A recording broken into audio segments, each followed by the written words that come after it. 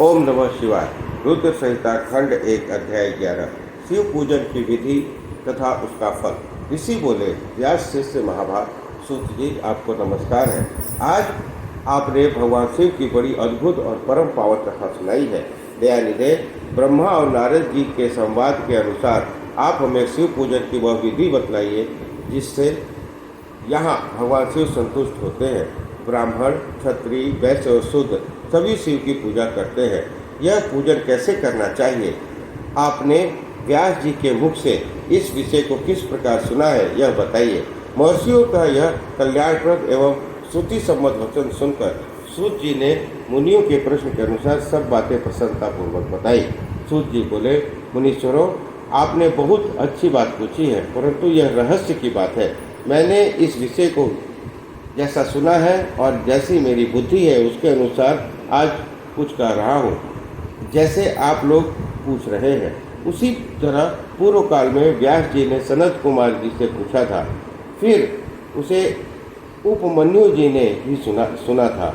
व्यास जी ने शिव पूजन आदि जो भी विषय सुना था उसे सुनकर उन्होंने लोकहित की कामना से मुझे पढ़ा दिया था।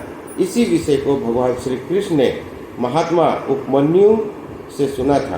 पूर्व काल में ब्रह्मा जी ने नारद जी से इस विषय में जो कुछ कहा था वही इस समय मैं कहूँगा। ब्रह्मा जी बोले, नारद, मैं संक्षेप से लिंग पूजन की विधि बता रहा हूँ, सुनो।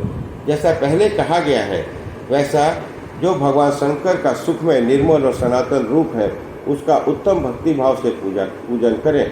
इससे समस्त मनोवांछित फलों की प्राप्ति होती है। दरिद्रता, रोग, दुख, शत्रुजनित पीड़ा, ये 4 प्रकार के पाप कष्ट तभी तक रहते हैं जब तक मनुष्य भगवान शिव का पूजन नहीं करता। भगवान शिव की पूजा होते ही सारे दुख विलीन हो जाते हैं, समस्त सुखों की प्राप्ति हो जाती है। तत्पश्चात समय आने पर उपासक की मुक्ति भी होती है। जो मानव शरीर का आश्रय लेकर मुख्यतया संतान सुख की कामना करता है उसे चाहिए कि वो संपूर्ण कार्यों और मनोरथों के साधक महादेव जी की पूजन करे।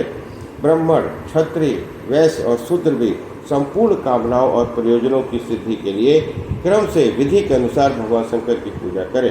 प्रातः काल ब्रह्म मुहूर्त में उठकर गुरु तथा शिव का स्मरण करके तीर्थों का चिंतन और भगवान विष्णु का ध्यान करें। फिर मेरा, देवताओं का और मुनियों आदि का भी स्मरण चिंतन करके स्तोत्र पाठ पूर्वक शंकर जी का विधि पूर्वक नाम ले। उसके बाद शैया से उठकर निवास स्थान से दक्षिण दिशा में जाकर मल त्याग करे। मुझे एकांत में मलोत्सर्ग करना चाहिए। उससे शुद्ध होने के लिए जो विधि मैंने सुन रखी है उसको आज मैं कहता हूँ। मन को एकाग्र करके सुनो। ब्राह्मण गुदा की शुद्धि के लिए उसमें 5 बार शुद्ध मिट्टी का लेप करे और धोए। क्षत्रिय 4 बार, वैश्य 3 बार, शुद्ध 2 बार विधि पूर्वक गुदा की शुद्धि के लिए उसमें मिट्टी लगाए। लिंग में भी इसी प्रकार प्रयत्न पूर्वक मिट्टी लगानी चाहिए।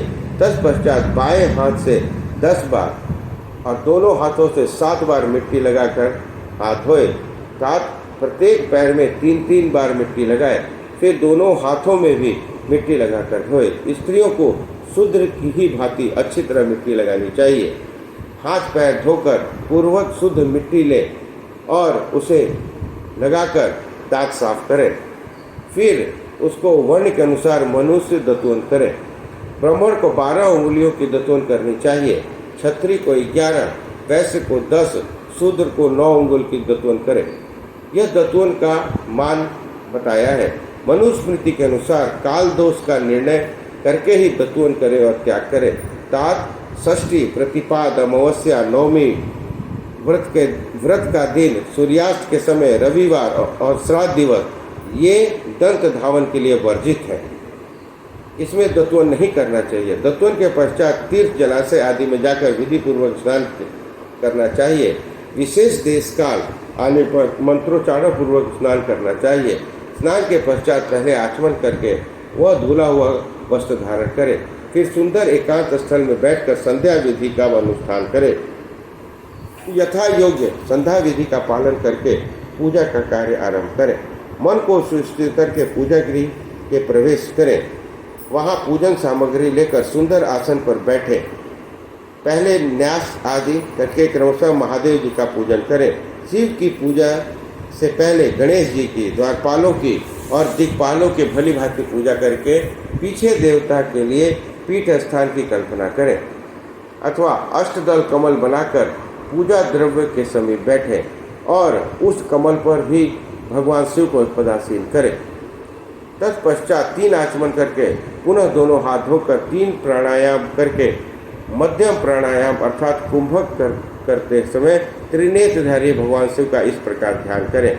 उनके 5 मुख हैं, 10 भुजाएं हैं, शुद्ध स्फटिक के समान उज्ज्वल कांति है, सब प्रकार के आभूषण उनके श्री अंगों को विभूषित करते हैं तथा वे व्याघ्र चर्म की चादर ओढ़े हुए हैं। इस प्रकार ध्यान करके यह भावना करें कि मुझे भी उनके समान ही रूप प्राप्त हो जाए। ऐसा भावना करके मनुष्य सदा के लिए अपने पाप को भस्म कर डाले। इस प्रकार भावना द्वारा शिव का ही शरीर धारण करके उन परमेश्वर की पूजा करें। शरीर शुद्धि करके मल मूत्र का क्रमशः न्यास करके अथवा सर्वत्र प्रणव से न्यास करें। ओम अद्येति रूप से संकल्प वाक्य का प्रयोग करके फिर पूजा आरंभ करें। पाद्य अर्घ और आचमन करके पात्रों को तैयार करके रखें। बुद्धिमान पुरुष विधि पूर्वक भिन्न भिन्न प्रकार के 9 कलश स्थापित करें। उन्हें कुशाओं से ढक कर रखे और कुशाओं से ही जल लेकर उन सब का प्रोक्षण करें। तत्पश्चात उन सभी पात्रों में शीतल जल डालें। फिर बुद्धिमान पुरुष देख भाल कर प्रणव मंत्र से के द्वारा उसमें नामांकित द्रव्यों को डालें। खस और चंदन को पाद्य पात्र में रखें। चमेली का फूल, शीतल चीनी, कपूर, बड़की जड़ और तमाल इन सबको यथोचित रूप से कूट पीस कर चूर्ण बना लें और आचमनीय के पात्र में डालें। इलायची और चंदन को भी सभी पात्रों में डालना चाहिए। देवादिदेव महादेव के पार्श्व भाव में गंधीश्वर का पूजन करें। गंध, धूप और तथा भांति भांति के दीपों द्वारा शिव की पूजन करें।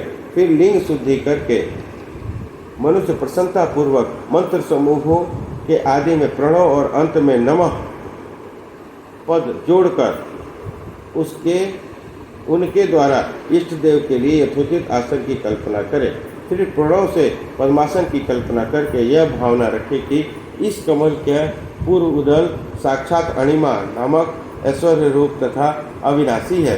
दक्षिण दल लघिमा, पश्चिम दल महिमा, उत्तर दल प्राप्ति, अग्नि कोण का दल प्राकाम्य, नेतृत्व कोण का दल ईशित्व है, वायव्य कोण का दल वसित्व है, इंसान कोण का दल सर्वतत्व है और उस कमल की कर्णिका को सोम कहा जाता है।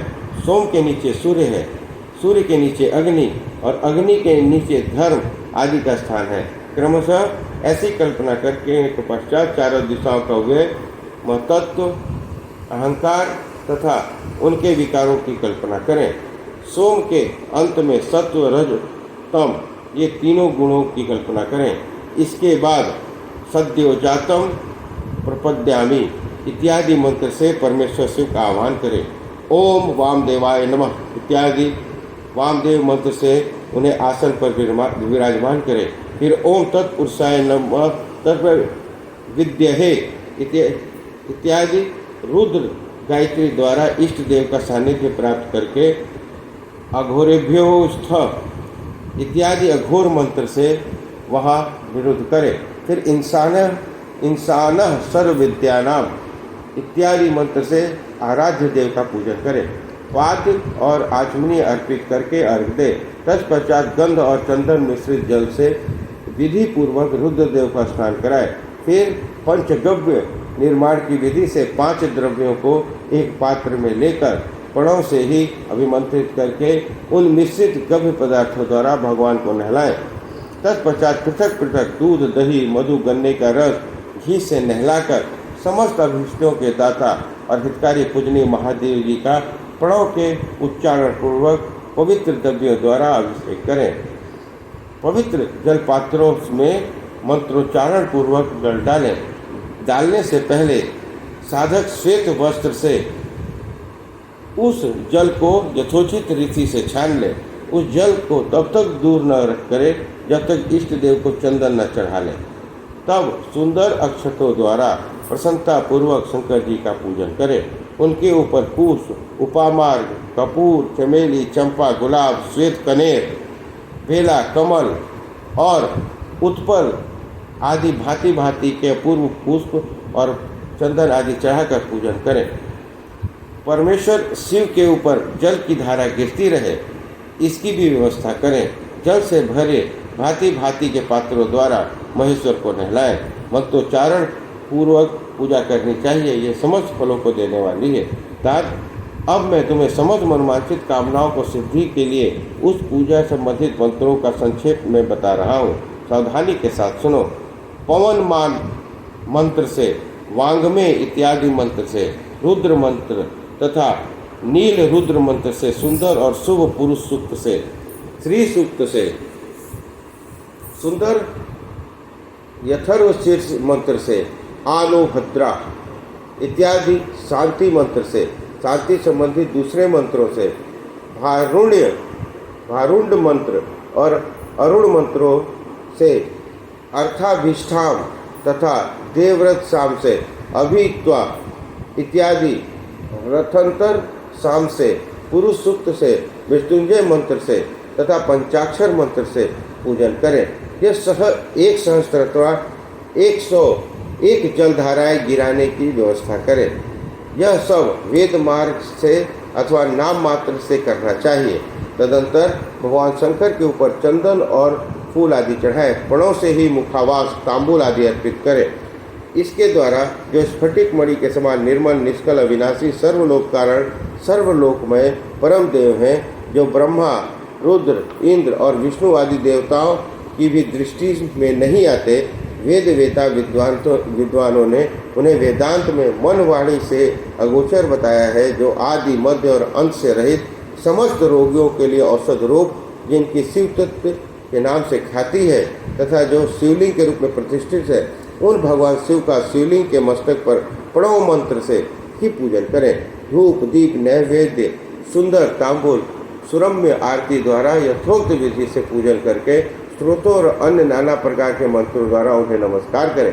फिर अर्घ देकर भगवान के चरणों में फूल बिखेरे और साष्टांग प्रणाम करके देवेश्वर शिव की आराधना करें।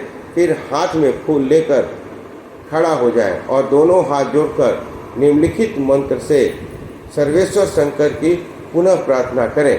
कल्याणकारी शिव, मैंने अनजान में अथवा जानबूझकर जो जप, पूजा आदि सत्कर्म किए हो, वे आपकी कृपा से सफल हो। इस प्रकार पढ़कर भगवान शिव के ऊपर प्रसन्नतापूर्वक फूल चढ़ाएं। स्वस्ति वाचन करके नाना प्रकार की आशीष प्रार्थना करें।